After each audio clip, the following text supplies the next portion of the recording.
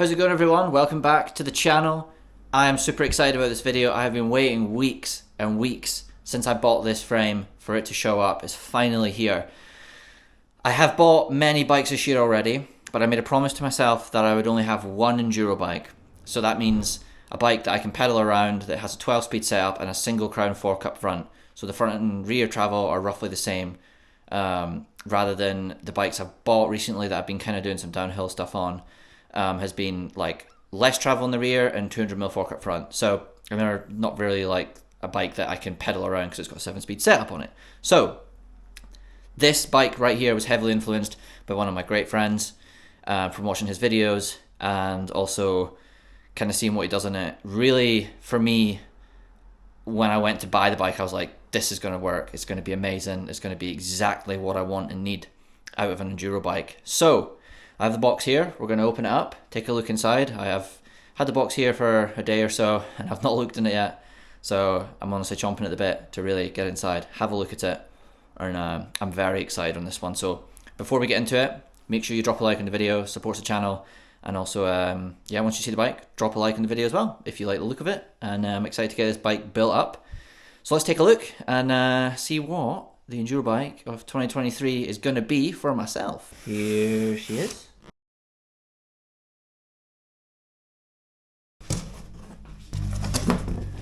Ooh, a blue frame.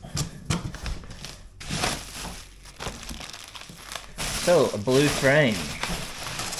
Oh, I should really be using two hands for this, but oh my days.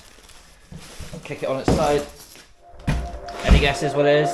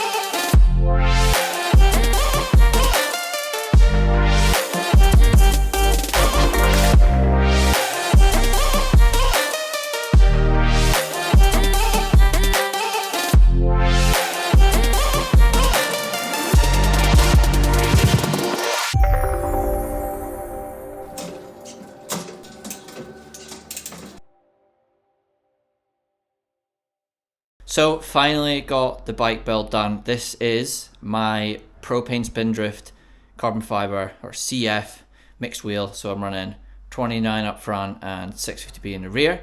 The mullet bike for me is something that just appeals more to my riding style and I feel like it fits me better. I feel like I can be more playful on a mullet setup rather than a full 29. That's just personal preference for me. I think off the top of my head, this cost around about £1,700, £1,800 without the shock, which I still think is really good value for money. Beautiful looking bike, and very well proven. So I feel like price point wise, pretty damn good. So excited on this build though. Like everything to do with the bike, just how it looks, how it feels sitting on it, is just right for me.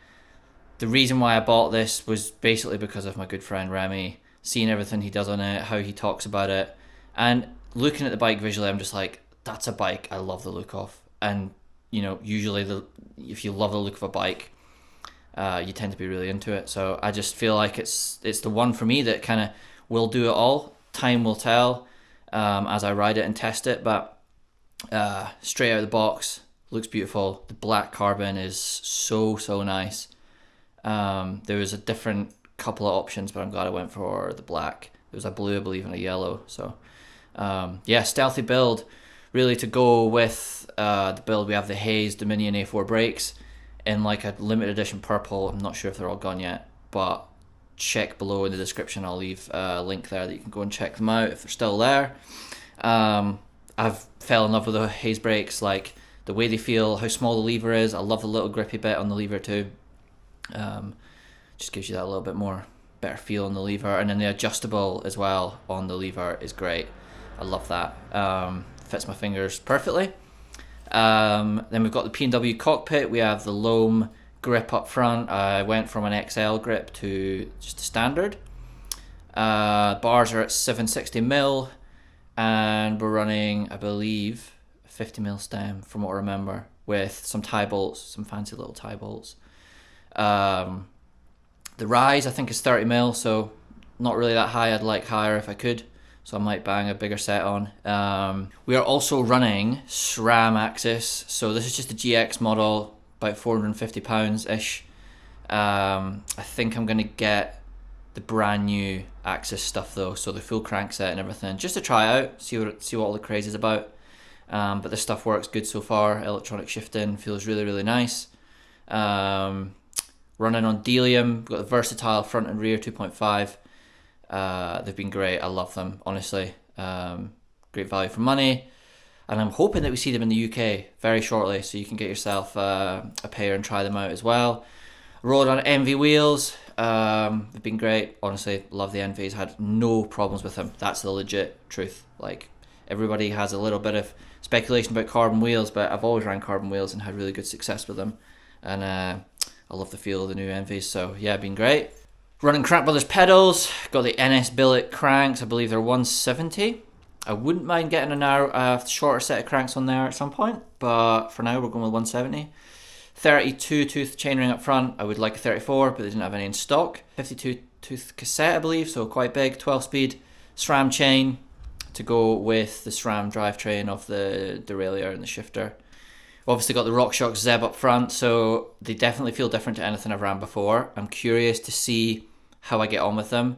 First ride on the bike is tomorrow, so we'll really be kind of figuring out that and getting that set up. Some sort of degree, I know that there's some sort of app that you can get on your phone that kind of helps all set that up for you and guides you the right way, so we'll play around with that for sure.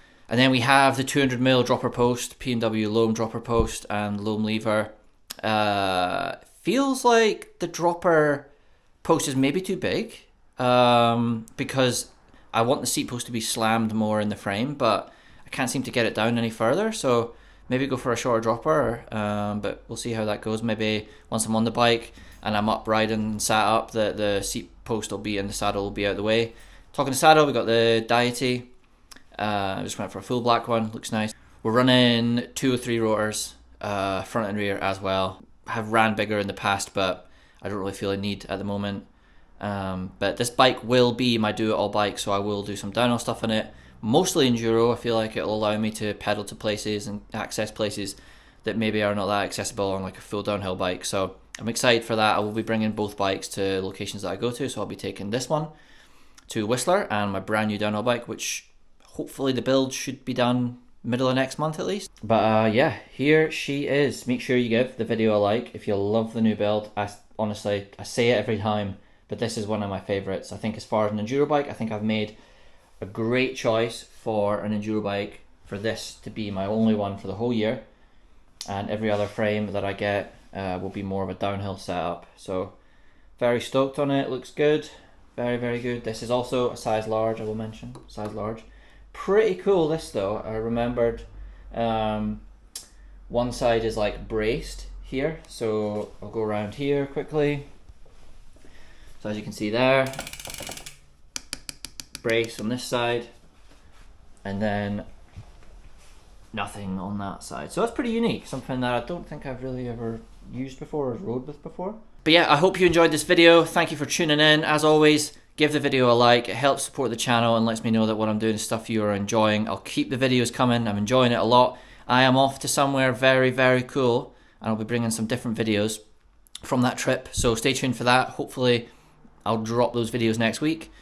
Comment below, let me know your thoughts. If you've got a propane, if you have, you know, another type of propane, there are different different bikes out there as far as short travel ones, their downhill bike. Let me know your thoughts on the Freshie build, and subscribe to the channel if you have not already. It means you'll stay tuned for all future videos, and hit the little notification bell because that will alert you when I upload, and you'll be one of the first to see the new uploads. So thank you again, and peace out, and we'll see you in the next one.